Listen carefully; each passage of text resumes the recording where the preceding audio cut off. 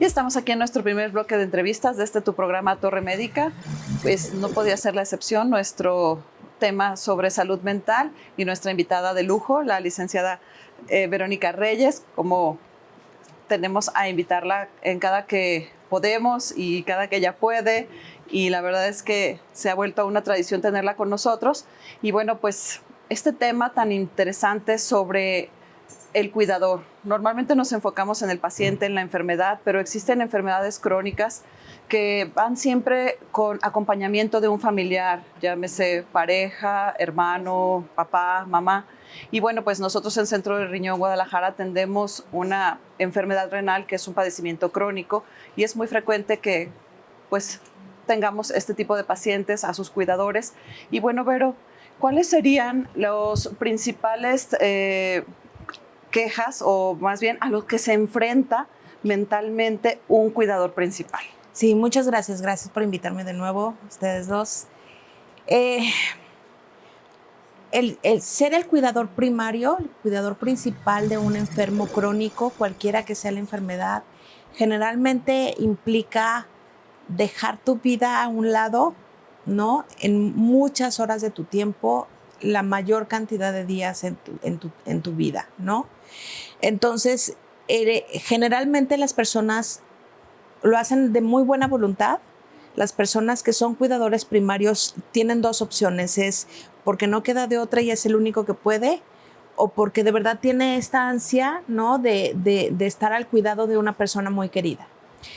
Pero conforme va pasando el tiempo y depende mucho de la duración de la enfermedad, la gente va empezando a cansarse mucho, ¿sabes? A sentirse muy frustrados, y también dependiendo mucho de la enfermedad y de la personalidad del paciente, a veces se vuelven sumamente agresivos y muy pesados, ¿no? Con respecto a la relación con quien los cuida.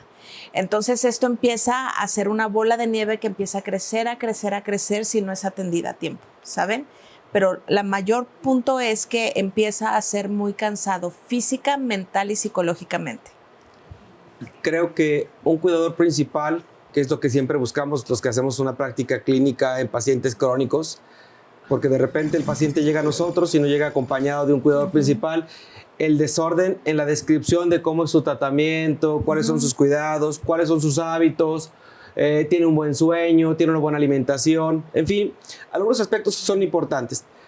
Obviamente, a veces el cuidador principal suelta la responsabilidad porque el que paga no es el cuidador principal muchas de las veces. Pero también hay que tomar en cuenta que ese cuidador principal va a llevar a un fenómeno de explosión y también descrito como un burnout, en el cual debemos de identificar de manera temprana cuando esto se avecina, porque un cuidador principal que se quiebra o que se descompensa emocional, física y psicológicamente o llega a una condición de burnout, tiene que ser considerado para rescatarlo a tiempo, no perderlo en el cuidado, dispersar un poco esas emociones, que haga tierra para poder cansar. ¿Cómo detectar e identificar esos focos de alerta para que ese cuidador principal lo podamos también apoyar para que siga siendo ese punto pivote en el paciente crónico, Vero? Sí, lo voy a dividir en dos partes. ¿Cómo se puede dar cuenta el cuidador primario que está empezando a llegar a eso? Y por otra parte, las personas que están alrededor del cuidador primario para que se vayan dando cuenta, ¿va? El cuidador primario empieza a notar que empieza a estar más enojado todo el tiempo. Es decir, empieza a reaccionar de manera como muy intolerante, con enojo, a pequeñas cosas cotidianas, muy probablemente en su casa. Vamos a tomar como una diferencia importante. Hay cuidadores primarios que son pagados, ¿no? O sea, los enfermeros, hay personas que se dedican al cuidado de personas adultas mayores y son pagados y tienen como toda esta concepción y entrenamiento acerca de cómo es atender a un paciente.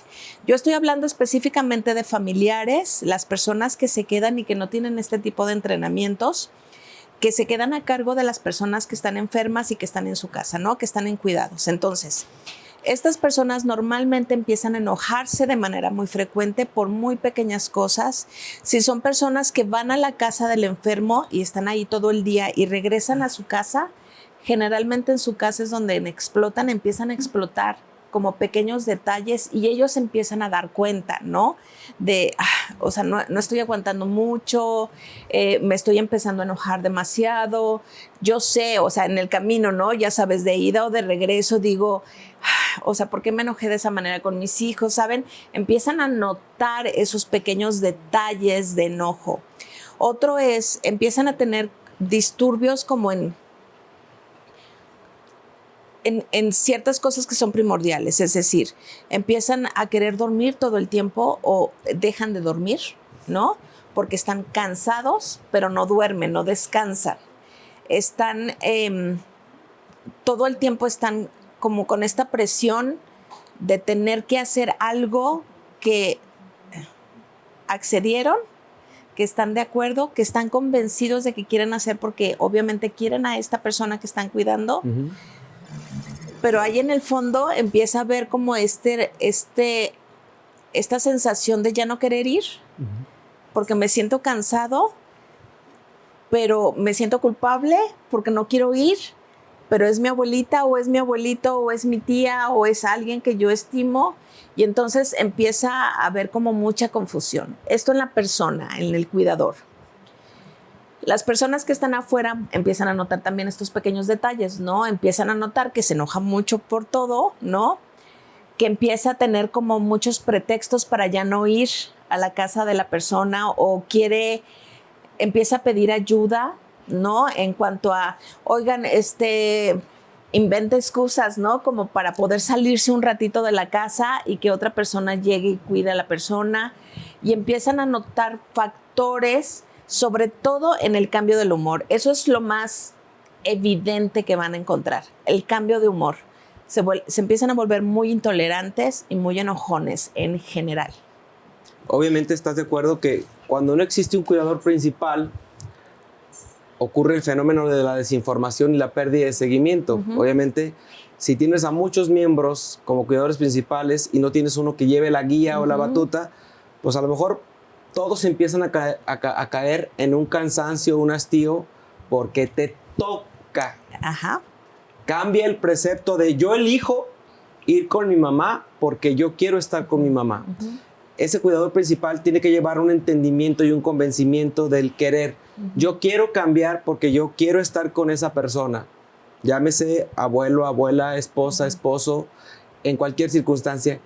¿Cómo enseñar en un momento dado en esa liga donde el paciente crónico requiere un cuidador principal y cuidar ese cuidador principal con respeto, en que los periodos de atención primaria sean más cortos en un momento dado, uh-huh, para que pueda tener un descanso, una fuga un poquito temporal con el ejercicio, con un poquito de esparcimiento que le cambie esa semblanza. Digo, tú como terapeuta y como psicóloga, te toca de repente tocar gente que explotó, uh-huh, pero no quiere alejarse de su familiar, uh-huh, no quiere alejarse de su paciente, y lo vemos cotidianamente. Lo experimenté en mi desarrollo académico, donde hubo abandonos de gente que se quedó en el hospital y que el cuidador no volvió, sí, dejó, uh-huh, por completo, se fue a otra ciudad, uh-huh, y dejó al paciente internado. Uh-huh. Esos fueron los niveles en los que yo dije, ¿dónde me vine a meter en un paciente con enfermedad renal, donde la pareja, donde quizás no había hijos,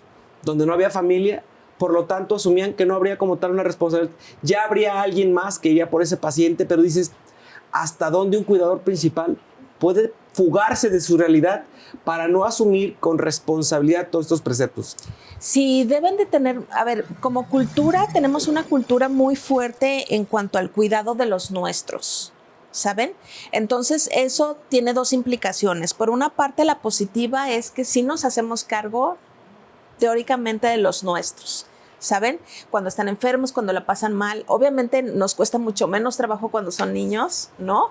Generalmente sí estamos como muy dispuestos a estar, pero conforme va creciendo y cuando empiezan a ser adultos es más complicado. Entonces, les digo, la pelea interna que generalmente sucede es este duelo entre tengo que hacerlo o quiero hacerlo, ¿sabes? Y hasta dónde. Entonces, dependen muchas cosas.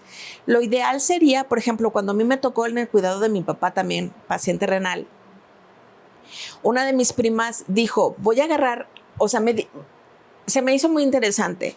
Dijo, todos mis tíos, o sea, los hermanos de mi papá, tienen 2 o 3 hijos. La verdad es una friega como estar en el hospital todo el tiempo, todos los días, todo el día, ¿no? Porque nosotros éramos 3, o sea, mi mamá, mi hermano y yo. Entonces, mi mamá se quedaba toda la mañana, yo me quedaba toda la tarde y mi hermano se quedaba en la noche. Así es como le estábamos haciendo. Y entonces dijo mi prima, voy a organizar a todos mis primos porque nos va a tocar a todos de alguna forma. Entonces, los primos hay que organizarnos para que nos toque y nos va a tocar cada 15 días, un día, ¿no? Entonces, a mí me parece como bastante bien. El problema es cuando la familia no le entra toda, ¿no? Entonces, evidentemente no le entró nadie, excepto esta prima que nos echó la mano de repente. Y eso es lo que lo hace muy cansado, ¿sabes? Entonces, generalmente una persona adopta toda la responsabilidad y todos los demás dejan que esa persona adopte la responsabilidad. Entonces, lo ideal sería que entre todos se pudieran organizar para que entonces el tiempo sea más corto de cuidado. Y entiendo lo del seguimiento, a lo mejor una persona que se haga responsable de darle el seguimiento a los medicamentos, al cuidado, a lo que se tiene que hacer, pero que puedan estar constantemente cambiando, ya sabes, una vez, o sea, toda una semana.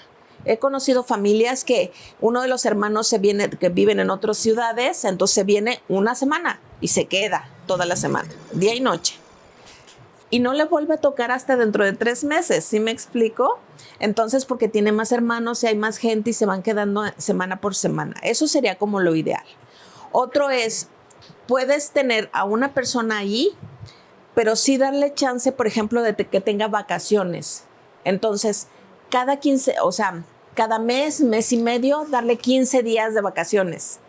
Y es quitar a esta persona de ahí, que se vaya a otro lado a descansar, que no pregunte ni piense acerca del familiar y que otra persona le entre solamente 15 días. Y otra vez vuelve el cuidador para que no se sienta culpable ni responsable de que no lo está cuidando, ¿no? Pero sí entiendo cuando llegan a estos puntos, porque de verdad es desgastante, sobre todo más cuando no están en tu casa, ¿no? Cuando son en el hospital. Es muy pesado. Tienes que estar sentado en una silla todo el tiempo, pues, o sea, no hay posibilidades de que te acuestes, las te condiciones acomodes. son un poco propias, ¿no? Sí, son difíciles. Aspectos complicados, pero yo creo que es algo que tenemos que considerar y apoyar al cuidador principal para poder tener una calidad de atención para nuestro enfermo. Sí. Cambia mucho. Vamos a ir a la sección de Piensa Saludable con Ruth y continuamos con Torre Médica. Perfecto. Continúa.